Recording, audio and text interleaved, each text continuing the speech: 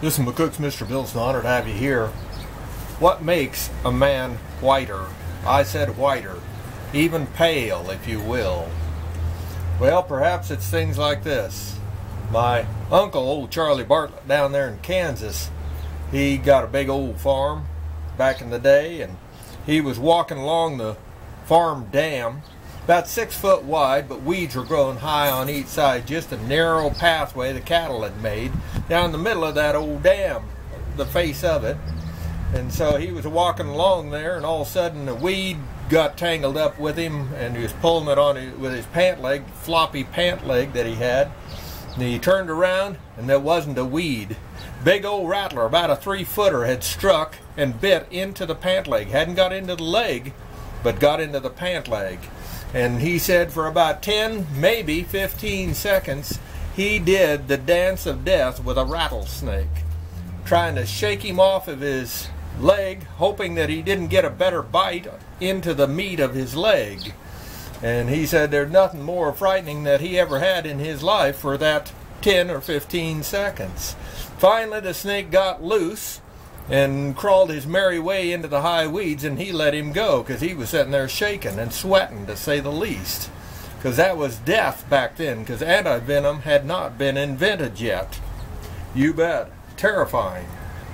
Well, it was about a mile walk back to the house, and he walked back there and walked in, and his wife said, "You look pale. Are you feeling okay?"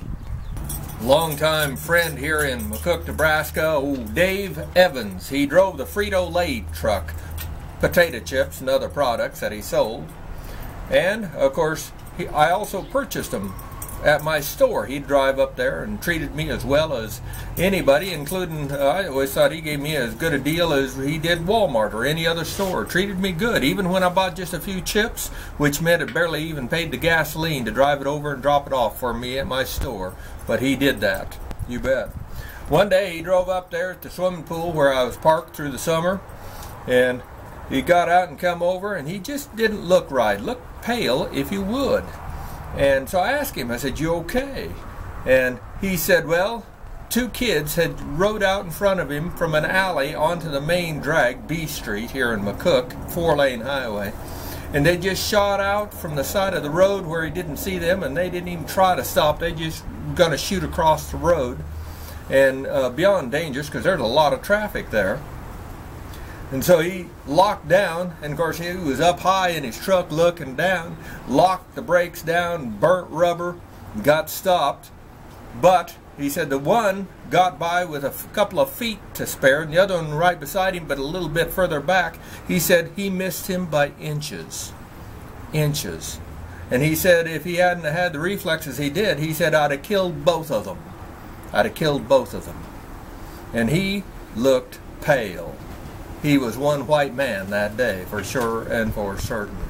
I have so many stories where people talk about turning pale, but here's the last one I'll give you today. Old Don Doherty, longtime friend down there at Trenton, Nebraska, mechanic, one of the best I've ever known. With that in mind, one of the guys there in town, he had a crane, 30-foot tall crane. Repairs were needed on it, and so he called Don. Don came over, and he'd repaired it before, so he knew what he was going to need. He brought the right parts and everything, started up that 30-foot crane to fix it at the top, and as he got up to the top, he realized he had the parts, but he had forgotten the tool to repair it with. Never happened before. And he was so frustrated with himself, and he hollered at the guy down below, the owner. He tried to get his attention so he could just toss it up. But the guy, he had long time running heavy machinery, so he had no hearing to speak of. So the only option was to crawl back down, go over to the pickup and get said tool. And so he crawled back down, and the guy was apologizing that he couldn't hear him, the owner. And they got over to the pickup to get the tool. And just then, and it was a light, cloudy day, no rain, anything like that, no visible lightning or anything like that was around whatsoever, then or after, but one bolt of lightning came out of that and hit that crane. And it rattled that crane something terrible, including it shook the ground. There was a bad one, to say the least. Out of nowhere it hit. And if he'd have been up in that crane, if he'd have been there, he'd have either been injured very badly or killed. And so they looked at each other, and they was both turned a bit white, and even to the point of what you would call pale. And they said, I think we're going to go take a coffee break and maybe even take the rest of the day off. And that's what they did. Have you ever had an event that turned you white, or at least to the point of people calling you pale? Rate this film.